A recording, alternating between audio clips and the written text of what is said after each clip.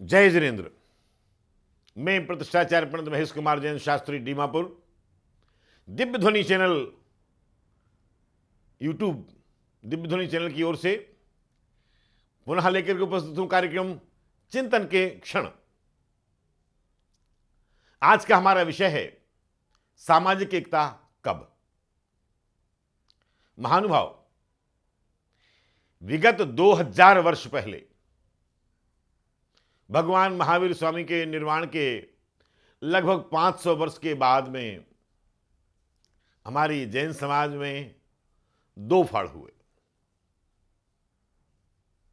दिगंबर श्वेतांबर। दिगंबर जैन, श्वेतांबर जैन।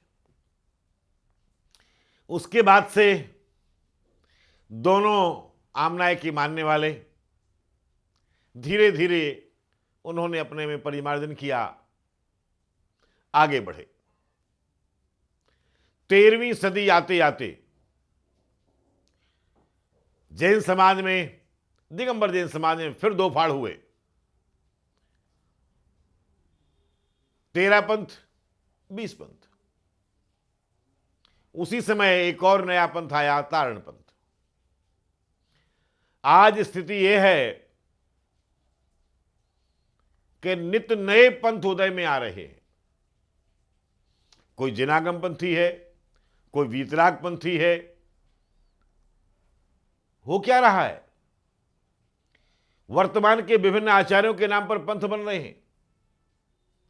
जहां शास्त्रों में, हमारे शास्त्रों में कथन है संघे शक्ति कलौ युगे, एकता में ही शक्ति है, हम लोग जानते हैं।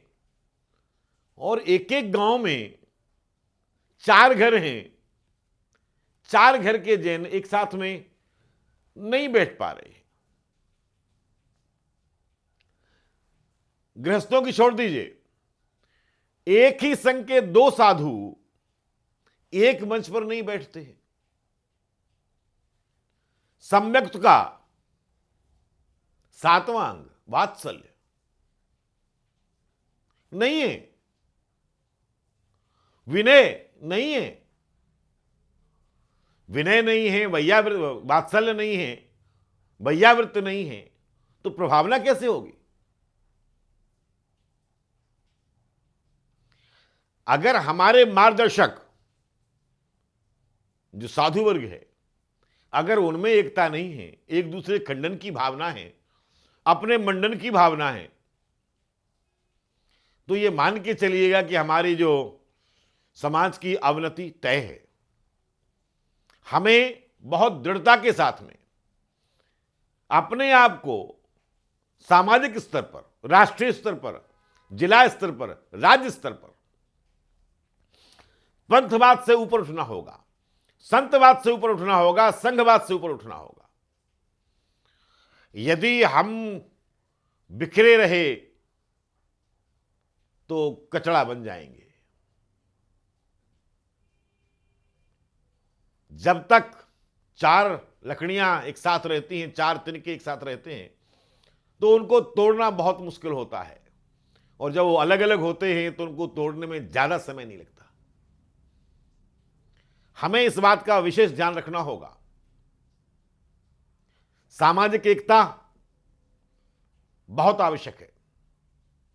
समाज के सभी वर्ग से निवेदन है, सोचिए, विचारिए, और जहां समाज में फूट दिखती है, फूट डालने वाले नेताओं को अवॉइड कीजिए।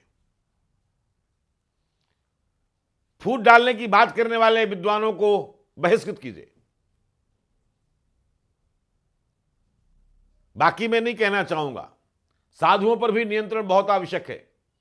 यदि 2 संघ के साधु आपस में नहीं मिलना चाहते हैं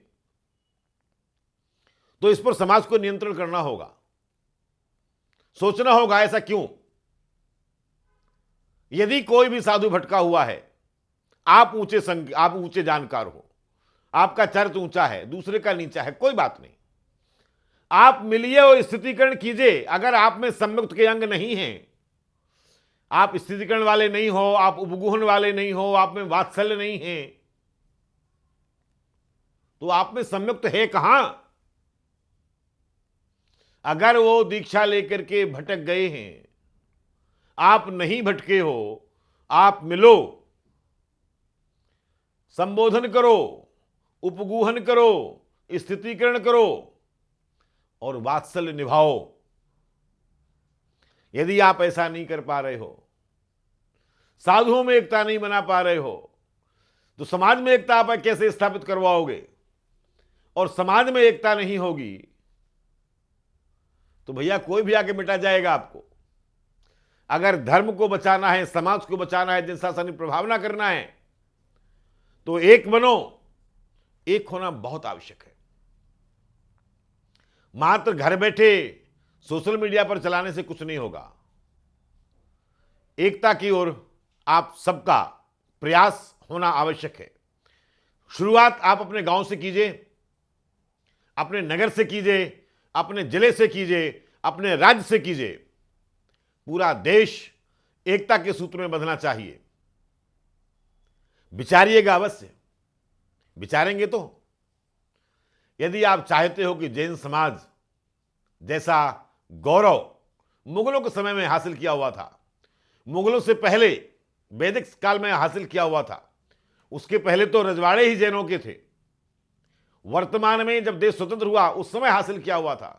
यदि आप चाहते हो कि जैनों की गरिमा वैसी ही प्राप्त हो जाए और बनी रहे, तो आपको एक होना होगा, नेक होना होगा।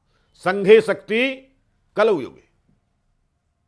भैया एक बनो। जय जिनेंद्र।